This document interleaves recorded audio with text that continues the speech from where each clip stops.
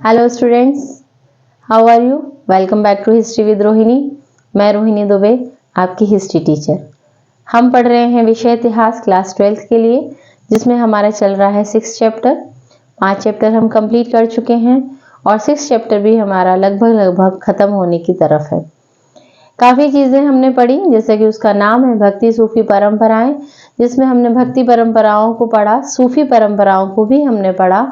जो भी चेंजेस, जो परिवर्तन वैदिक काल से अभी तक हुए हैं, उन सब के बारे में हमने इसमें पढ़ा है। सभी वीडियोस के लिंक आपको डिस्क्रिप्शन में मिल जाएंगे, आप उनको देखें, पढ़ें और अपनी तैयारी करें। पूरी कोशिश मैंने की है कि आपके कोई भी क्वेश्चंस ना छूटें। फिर भी कोई प्रॉब्लम हो तो आप मुझे कमेंट बॉक्स में ज़रूर लिखकर बताएं, मैं उसको सॉल्व करूँगी।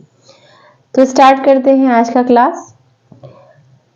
पिछले वीडियो में मैंने आपको सूफी परंपराएं कंप्लीट की थी, सब कुछ बता दिया था। चिश्ती संप्रदाय से रिलेटेड सारे क्वेश्चंस हम लोगों ने कंप्लीट किए थे। अमीर खुसरो को भी हमने पढ़ा। और आज हमारा नया टॉपिक है नवीन भक्ति पंथ। इसके अंतर्गत हम मुख्य तौर पर 3 संतों के बारे में पढ़ेंगे, कबीर, गुरु नानक और मीराबाई। वैसे तो आपने इनको पढ़ा होगा क्योंकि आपके हिंदी सिलेबस में भी ये हैं, लेकिन हमारे भक्ति परंपराओं में भी इनका विशेष तौर पर उल्लेख किया गया है। तो सबसे पहले आज हम जिन संत के बारे में पढ़ेंगे वो हैं कबीरदास। शायद ही कोई ऐसा हो जिसने इनका नाम ना सुना हो। बचपन से इनके दोहे पढ़ पढ़ के हम लोग बड़े हुए हैं। शुरू से ही इनके दोहे सिलेबस में आ जाते हैं। गुरु गोविंद दो खड़े, काके लागे पाए, बलिहारी गुरु आपने गोविंद दियो बताए।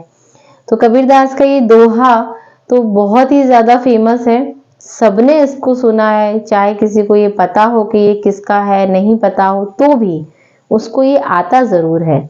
इतना फेमस दोहा, मेरे ख्याल से कबीर के दोहों में सबसे ज्यादा फेमस दोहा यही है। तो कबीरदास इस काल के बहुत ही प्रसिद्ध संत कवि थे। इनके लिए जिस शब्द का प्रयोग होता है, इनका जो समय है वो 14वीं और 15वीं शताब्दी का है, और ये पूरा अध्याय ही हमारा इसी के बीच का है, 14वीं 15वीं शताब्दी का। कबीरदास इस काल के सबसे प्रसिद्ध संत कवि थे। इनके लिए सिर्फ कवि शब्द का प्रयोग नहीं होता है, इनके लिए संत कवि का प्रयोग होता है, क्योंकि इनकी कविताएं तो इन्होंने लिखी ही हैं, साथ में जो इनकी विचारधाराएं थी वो संतों जैसी थी। इनके दोहों से वो सारी चीजें स्पष्ट हम लोग उनको पढ़ के समझ सकते हैं कि इनकी विचारधारा क्या थी। अगर इनके जीवन के बारे में बात करें कि कबीर कौन थे, कई सारे इतिहासकारों में इस बात को लेकर मतभेद है कि ये हिंदू थे या ये मुस्लिम थे। तो जो हमारी वैष्णव परंपरा है, अब यहाँ से आपके क्वेश्चंस शुरू होते हैं। कबीर से रिलेटेड जितने भी क्वेश्चन है, पहला तो ये हो गया आपका कि 14वीं और 15वीं शताब्दी इनका समय है। ये वहाँ इस समय के सबसे प्रसिद्ध संत कवियों में से एक थे। और दूसरा यहाँ है कि वैष्णव परंपरा में अगर हम इनके धर्म की बात करें तो यहाँ पर थोड़ा सा मतभेद लोगों में है। वैष्णव परंपरा जो है, हिंदू परंपरा, उसमें इनको हिंदू कबीर के नाम से बताया गया है कि ये हिंदू कबीर थे, जबकि हम और जो दूसरे लोगों के द्वारा जो इनके तथ्य आते हैं उसमें इनको मुस्लिम बताते हैं। कहते हैं कि वैसे तो इस चीज को ऑलमोस्ट सभी लोग स्वीकार करते हैं कि कबीर हिंदू ही थे जन्म से, लेकिन उनकी माँ ने उनको जन्म लेते ही छोड़ दिया था और फिर उनका लालन पालन एक मुस्लिम परिवार ने किया, जो कि व्यवसाय में, जिनका व्यवसाय जुलाहा था, जुलाहे थे इनके माता पिता, जिन्होंने इनका लालन पालन किया और वो मुस्लिम थे। तो जुलाहा मुस्लिम थे। और ये भी बोला जाता है कि ये जो फैमिली थी जिसने कबीर का लालन पालन किया, इस फैमिली ने कुछ समय पहले ही इस्लाम धर्म को स्वीकार किया था। मतलब पहले वो हिंदू थे और फिर उन्होंने इस्लाम को स्वीकार कर लिया। तो यही इनकी कुछ चीजें हैं इनके जन्म से रिलेटेड कि इनको वैष्णव परंपरा में क्या माना जाता है, ये क्वेश्चन आता है। तो हिंदू कबीर माना जाता है, इनको हिंदू माना जाता है। इनका लालन पालन किसने किया, एक मुस्लिम फैमिली ने किया। वो कौन थे, वो जुलाहे थे। एक और क्वेश्चन इनसे रिलेटेड आता है, कबीर के गुरु का नाम। तो कबीर के गुरु जो थे वो कौन थे, रामानंद।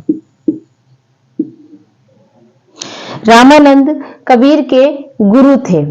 ठीक है, तो ये क्वेश्चन आपका 1 नंबर में काफी पूछा जाता है। कबीर के बारे में 2 नंबर या 3 नंबर में आपसे पूछा जाएगा, तो आप ये सारी डिटेल उसमें लिख दीजिएगा, आपका आंसर कंप्लीट हो जाएगा। बढ़ते हैं आगे, इनकी कुछ रचनाओं के बारे में बात करते हैं और उसमें से बहुत सारे क्वेश्चन आपसे पूछे जाते हैं। तो सबसे पहले बात करते हैं कि कबीर की बानी, इनकी जो रचनाएं हैं वो कबीर की बानी के नाम से फेमस है। कबीर की रचनाएं, कबीर की बानी, इनके जो दोहे हैं, और ये भी मैं बताऊं आपको कि इनके जो दोहे जो आजकल संकलित हैं, किताबों में लिखे हुए हैं, इनके जीवन काल में उनको नहीं लिखा गया है। इनकी मृत्यु के बाद उनके अनुयायियों ने, कबीर पंथियों ने उन रचनाओं को संकलित किया और उनको लिखा। तो इनकी जो रचनाएं हैं वो कबीर की बानी के नाम से जानी जाती हैं और उन रचनाओं को 3 भागों में बांटा गया है। पहला बीजक, ठीक है, पहली जो इनकी रचना है वो बीजक कहलाती है, कबीर बीजक के नाम से कहलाती है। तो ये जो रचनाएं हैं ये किनके द्वारा गाई जाती हैं, कबीर पंथियों, जो कबीर पंथी हैं, जिन्होंने कबीर के अनुयायी जो थे, कबीर पंथियों के द्वारा कहां पर, बनारस और उत्तर प्रदेश के क्षेत्रों में गाई जाती हैं। ठीक है, तो पहली जो इनकी रचना है वो है बीजक। इसको पूरा जो इनका नाम है वो कबीर बीजक है। तो इनकी रचनाएं कबीर पंथी द्वारा बनारस उत्तर प्रदेश के क्षेत्रों में उनको संरक्षित रखा गया है, उनको गाया भी जाता है। ये पहला वाला। दूसरा जो है वो है कबीर ग्रंथावली।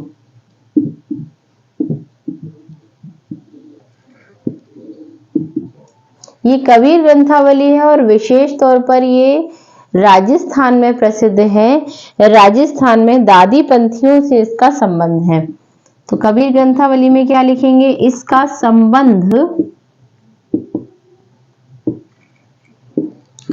राजस्थान के दादू पंथियों से है। ये सारे क्वेश्चन आपके 1-1 नंबर के हैं, 2 नंबर के भी हैं। ठीक है, तो 2 रचनाएं कबीर की कौन कौन सी हो गई, कबीर बीजक। ठीक है, इसको मैं पूरा लिख देती हूँ जैसे कि बुक में है, आप लोगों को किसी तरह का भी कंफ्यूजन नहीं होना चाहिए। ये कबीर बीजक के नाम से प्रसिद्ध है। तो ये कौन है, कबीर पंथियों के द्वारा बनारस और उत्तर प्रदेश के क्षेत्रों में ये संरक्षित है, वहां पर इनका वो किया जाता है, गान भी किया जाता है। और दूसरा है कबीर ग्रंथावली। दूसरा कबीर ग्रंथावली, इसका संबंध ये विशेष तौर पर राजस्थान में प्रसिद्ध है, वहां के जो दादू पंथी हैं वो इनका प्रयोग करते हैं। तीसरा जो कबीर दास से रिलेटेड है वो कबीर के कुछ पद हैं और उन पद को सिख धर्म के आदि ग्रंथ साहिब में, जो सिख धर्म का ग्रंथ है आदि ग्रंथ साहिब, उसमें संकलित किया गया है। तो तीसरा आप लिख लीजिए, कबीर के कुछ पद आदि ग्रंथ साहिब में संकलित हैं। राइट, ये 3 चीजें कबीर से रिलेटेड, उनके जो पद थे उनसे रिलेटेड हैं। ओके, नेक्स्ट है कबीर से रिलेटेड उनकी भाषा। क्या भाषा उनकी रही? तो भाषा में भी दो प्रकार हैं। कबीर की जो भाषा है, पहली भाषा उनकी संत भाषा के नाम से या संत काव्य के नाम से जानी जाती है।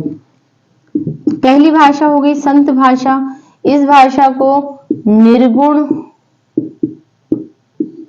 जो इनके निर्गुण भक्त हैं, जो कबीर के निर्गुण अनुयायी हैं, उन लोगों के द्वारा प्रयोग किया जाता है। जो कबीर की रचनाएं हैं, तो निर्गुण भक्तों के द्वारा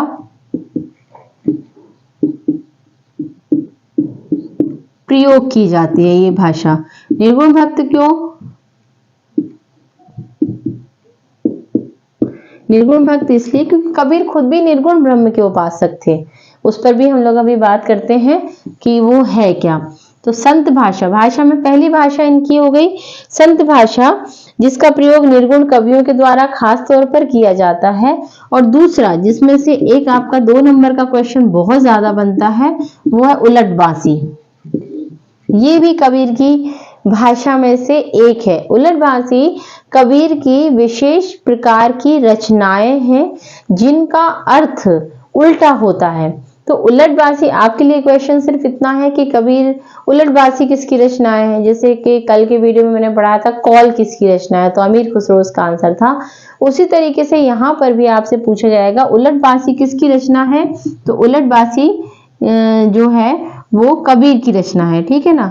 और कबीर की रचना है, साथ में ऐसे छंद है, जैसे आप नाम से ही स्पष्ट है उलट बांसी। तो जो भी बात इसके अंतर्गत कबीर ने बोली है, वो बात बहुत घुमा फिरा कर वो बोलते थे, उसका अर्थ उल्टा ही निकलता था। जब हम उसका उल्टा अर्थ निकालेंगे तो हम उसको समझ पाएंगे। इस तरीके की रचनाएं ऐसी हैं, रोजमर्रा की चीजों को इन्होंने उलट पलट के बोला है। और उलट बांसी इतने रहस्यमयी और गूढ़ रचनाएं हैं कि उनको समझ पाना बहुत आसान नहीं है। आप लोगों ने हिंदी में भी इसको जरूर पढ़ा होगा। जैसे कबीर का एक दोहा है, पत्थर पूजे हरि मिले तो मैं पूजूं पहाड़। ये इनकी उलट बांसी रचना का ही एक पद है कि अगर पत्थर पूजने से भगवान मिल जाते हैं तो फिर मैं जाके पहाड़ को क्यों ना पूजने लगूं। तो उसका मतलब क्या है? अब ये सीधा सीधा दोहा है, लेकिन जब हम इसका मतलब निकालने बैठेंगे कि भाई पहाड़ को पूजने से क्या होगा, क्या पत्थर को पूजने से भगवान मिल सकते हैं, तो फिर मैं पहाड़ को पूजूं तो फिर पता नहीं मुझे क्या मिल जाएगा। तो ये इन्होंने बातों को, जो यथार्थ जीवन है, यथार्थ संसार है, उसको समझाने के लिए इन्होंने कुछ अपने दोहे अपने तरीके से बनाए जो अलग अलग नाम से जाने जाते हैं। और उनमें उलट बांसी कबीर की बहुत ही खास रचनाओं में से और रहस्यमयी रचनाओं में से आता है।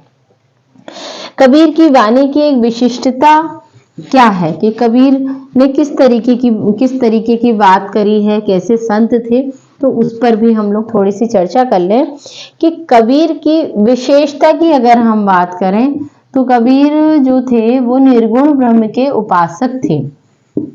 आप लोग जब कबीर के बारे में लिखेंगे तो आप उसमें ये भी लिख सकते हैं, बल्कि लिखना ही पड़ेगा क्योंकि ये बहुत ही इंपॉर्टेंट पॉइंट है। निर्गुण ब्रह्म के उपासक थे, एक पॉइंट तो ये आपका इसमें आएगा। दूसरा आएगा कि मूर्ति पूजा के विरोधी थे। और तीसरा आएगा एकेश्वरवाद के समर्थक थे। एकेश्वरवाद यानी कि एक ईश्वर, एकेश्वरवाद के समर्थक थे। तो ये 3 चीजें बहुत खास कबीर के बारे में उनकी विशेषता थी। ये निर्गुण ब्रह्म के उपासक थे, ठीक है। और निर्गुण ब्रह्म यानी कि जो ईश्वर दिखता नहीं है, ये मानते थे कि हर एक कण कण में भगवान है। भगवान को पूजा करने के लिए हमें किसी मूर्ति की आवश्यकता नहीं है कि हम उसको पूजा करें तभी हमें भगवान मिलेंगे। ईश्वर तो निराकार है, निराकार ब्रह्म है, उसका कोई आकार नहीं है। भगवान को नहीं, ऐसा नहीं कि भगवान को नहीं मानते थे, आस्तिक थे ये, लेकिन इनको भगवान के मानने का तरीका अलग था। हिंदू धर्म में जो मूर्ति पूजा और बहुदेववाद की विचारधारा है उसको ये बिल्कुल भी पसंद नहीं करते थे, उसकी इन्होंने आलोचना की है। और मुस्लिम धर्म में एकेश्वरवाद यानी कि एक ईश्वर की जो विचारधारा है उसका इन्होंने समर्थन किया है। तो इस तरीके से कबीर की ये खासियतें हैं, उनकी भाषा और उनसे रिलेटेड उनकी जो रचनाएं हैं उन पर हमने बात की। जीवन भी मैंने आपको बताया कि किस तरीके से कबीर के बारे में कौन कौन से तथ्य हैं, क्या उनको माना जाता है। इसके अलावा कबीर से रिलेटेड और कोई भी क्वेश्चन आपके पेपर में नहीं पूछा जाएगा। इनको ही आप अच्छे से याद कर लीजिए, तो आपका इस टॉपिक से रिलेटेड कोई क्वेश्चन बाहर नहीं जाएगा। आगे मिलेंगे अगले वीडियो में अगले टॉपिक पर, और उसके साथ ही हम अपना ये चैप्टर फिनिश करेंगे। तो जब तक के लिए पढ़ते रहिए, बढ़ते रहिए। मिलते हैं अगले वीडियो में। Thank you so much.